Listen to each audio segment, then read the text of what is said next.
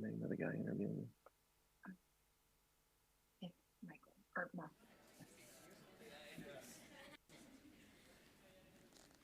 Hello again. If you are just joining us, I am Matt Kaminsky. I'm the editor-in-chief of Politico in the U.S. Thanks for your patience, and as we start the second interview panel, one-on-one interview rather, with Senator Ted Cruz. Now, the U.S. is better known for innovation than regulation, but Congress has been really taking a much closer look at the rules of the road. Senator Cruz is the ranking member on the Commerce Committee, which is the primary panel that looks at technology issues in the Senate. He's also on the Judiciary Committee. Senator, great to have you with us. Good morning, Matt. Great to be with you. Terrific. Listen, we've been talking a lot about AI, like everyone else in the world of technology this morning. And I wanted to, the Commerce Committee doesn't seem to have spent much time looking at AI regulation. And I wonder, what do you think, have you and Senator Cantwell started to discuss steps to regulate AI? And where's your head in terms of what the Senate should be doing on artificial intelligence and obviously generative AI? Right. Look, there's no doubt AI is an incredibly transformative technology, and it brings with it, I think, enormous upside, but also significant risks. Back in 2016, I chaired the very first congressional hearing ever on artificial intelligence. And even in 2016, you could see the potential for what was emerging on the horizon. You could see the enormous productivity gains that AI promised, but you could also see risk. You could see risks of crime, you could see risks of terrorism, you could see risks of fraud and deception. All of those were real then, and they're much more real today. My view is that Congress should proceed slowly. Will there need to be regulations over time concerning AI? Almost certainly. But to be honest, Congress doesn't know what the hell it's doing in this area. This is an institution, I think the median age in the Senate is about 142. This is not a tech-savvy group. I'm serving with colleagues. One of my colleagues in the Senate a few years back referred to the internet as a system of tubes. That does not give great comfort that we should be making rules until we understand what it is we're dealing with. And so my view is we should proceed cautiously, that we should have hearings, that we should listen to experts, that we should consider what are the risks, but we should also be very, very focused on not putting barriers in place that will prevent the United States from leading the world in AI. Because to be honest, where I've spent the most time thinking about and focusing on AI was during my years in the Senate Armed Services Committee, looking at, from a military perspective, what it would mean if China succeeds in its goal to lead the world in AI. And that would be profoundly dangerous to the United States from a national defense perspective, but also certainly from an economic perspective. Is there anything that Europe has done, because Europe is taking steps to regulate AI, that you could find yourself supporting that could be a model for what the U.S. could do? Well, as I said, I think we should proceed slowly. So Europe tends to be a lot quicker on the trigger with regulation, and one advantage of that for us is that we can see how it operates there and what works well and what doesn't. I would note Europe is not the hub for generating AI for the next generation of innovation. We're seeing that, thankfully, still driven by the United States, and I'm proud to say driven by the state of Texas. If you look at where AI is being driven, Texas is number 2, only behind Silicon Valley. And that's a sentence I hate to say, Texas is number 2. I look forward to revising that the next time we do that. But right now in the state of Texas, there are over 66,000 job openings posted for AI. Right now in the state of Texas, University of Texas at Austin is now offering a master's in artificial intelligence. We're seeing innovation driven from the United States, and we want that to continue because we know that the Chinese Communist government has set as its goal to surpass the United States by 2030 in AI. And so what I don't want to see, I'm fine to look to Europe, and if their rules that make sense, that work, that's fine. But I think Europe historically has been far less concerned with creating an environment where innovation can flourish. Europe is much more willing to calcify everything. And there's a reason why so much technological innovation is incubated and grows here in the United States first, because we have tended to have the wisdom to show some hesitancy to putting roadblocks in new innovation. Senator, you mentioned China. I wonder, in our previous panel, there was a lot of concern raised about decoupling with China. What do you think should be done to restrict access to technology to China? I remember you did not ultimately support the CHIPS Act, but you're also not shy about raising concerns about China. Yeah. So look, there were significant elements of the CHIPS Act that I very much like. So one element of the CHIPS Act was another bill that was called the FABS Act that was creating favorable tax treatment for investment in new facilities to manufacture semiconductors. And I enthusiastically supported the FABS Act, and in fact was a co-sponsor of it. The element of the CHIPS Act that I didn't like was the direct government subsidies to massive corporations, the taxpayer giving billions of dollars to giant for-profit companies.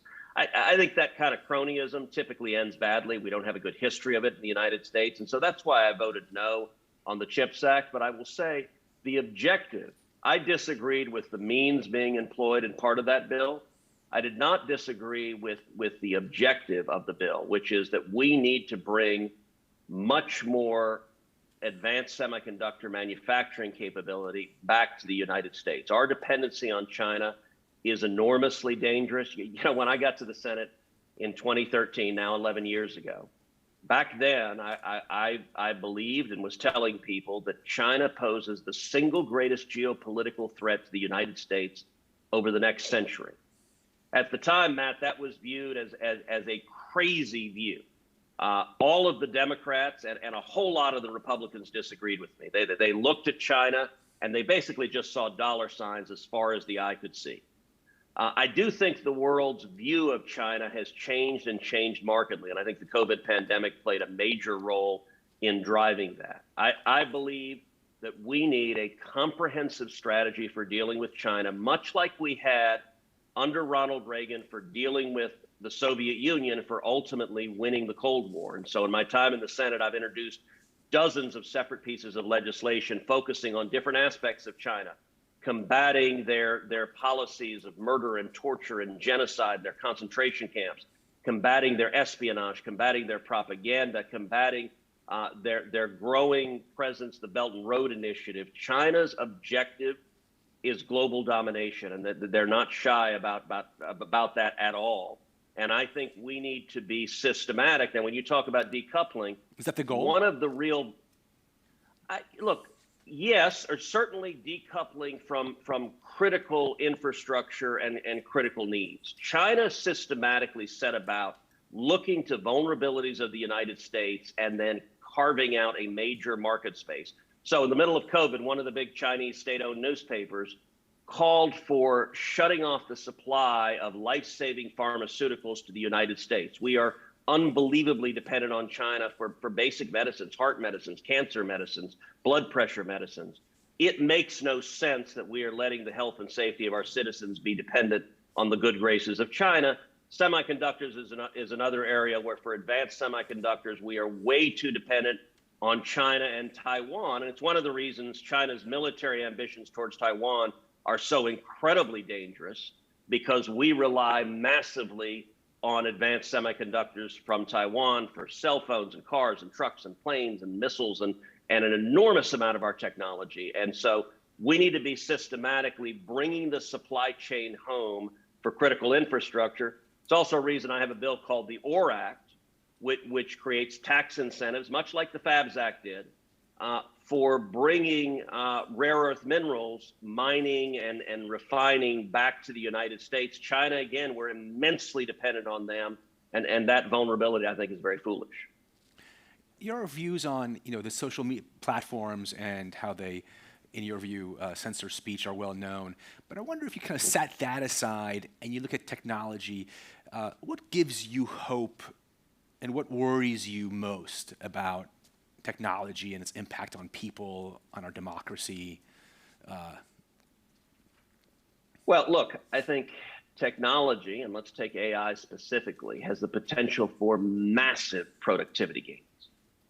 If you look at their estimates of upwards of 100 million jobs that AI could be generating in the relatively short term. And, I come from a background, both my parents are mathematicians and were computer programmers really at the dawn of the computer age, starting in the 1950s and the 1960s. My mom came out of Rice, ended up working at Shell and then at the Smithsonian, helping compute the orbits of Sputnik. And so I've seen growing up the enormous benefits of technology, growing up in a home where that's what my parents did. I will say the efficiency gains that are possible are enormous. I'm reminded, a good friend of mine is Peter Thiel, the tech investor. Peter and I have known each other 25 years. And one of the things Peter has said that I particularly like is he's talking about the productivity gains that we expected but haven't seen yet. And he said, we were promised flying cars in the Jetsons, and we ended up with 140 characters or less. There's some real truth to that some of the massive productivity gains we ought to be experiencing. And I think AI, there are projections that AI could add between 1% and 1.5% to US GDP.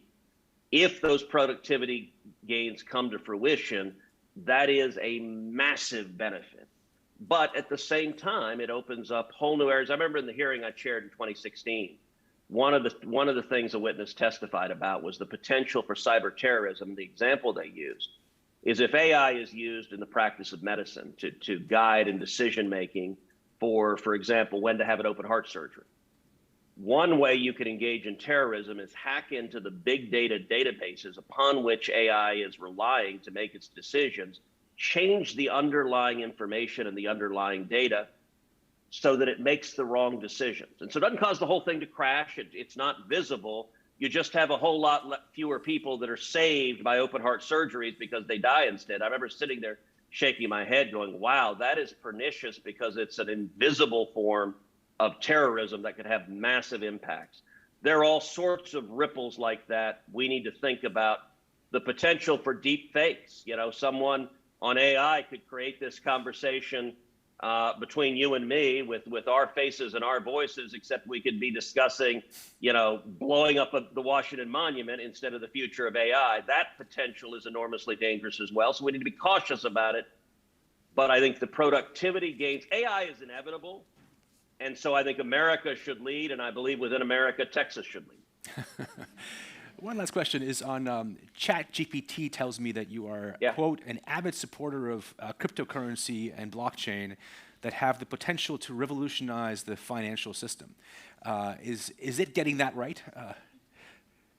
It is. I'm a huge believer in Bitcoin and in the potential of cryptocurrency generally. Actually, that's another area where Texas is becoming an oasis for Bitcoin mining in particular and cryptocurrency. That's another area where I'm urging my colleagues in Congress to be cautious. There are some who want to ban Bitcoin, who want to ban cryptocurrency. Communist China has banned Bitcoin. I will say my colleague Elizabeth Warren wants to follow suit. She has the same animosity for Bitcoin that China does. And I'll point out it's for the same reason, which is they can't control it.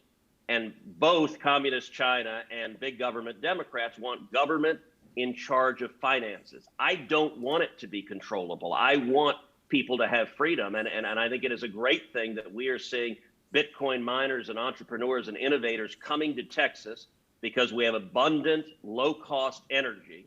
And we have a regulatory environment where we want entrepreneurs. Ours is a state that was started by wildcatters, a bunch of guys with fourth grade educations who were digging holes in the ground, who one after the other became the richest man on earth. And that entrepreneurial spirit, I think, is what is attracting Bitcoin and crypto to Texas. It's what's attracting AI to Texas. It's the ability to be the next wildcatter, except this time in the digital frontier instead of the old West. So SBF gives you no pause. Look, he was a crook. And you know what? There were crooks before crypto. There will be crooks after crypto. Bernie Madoff, it would be a weird lesson to take from Bernie Madoff to say, well, because the guy was a thief, we should shut down all investment. No, investment is a really important thing. If you have savings, you want to invest, but we should also prevent people from engaging in fraud and engaging in theft. And you know, what happened with FTX was certainly appears to be, and obviously there will be trials to sort this out, but on the face of it, it appears to be a massive financial fraud and theft. That doesn't call into question the technology. It does underscore the need to be vigilant going after criminals in any endeavor. Senator, thank you so much for joining us on our first Global Tech Day here in London, coming in from Washington. We're gonna now turn to an interview with Joachim Reiter and my colleague Aoife White. Thank you, Senator. Thank you. Appreciate it.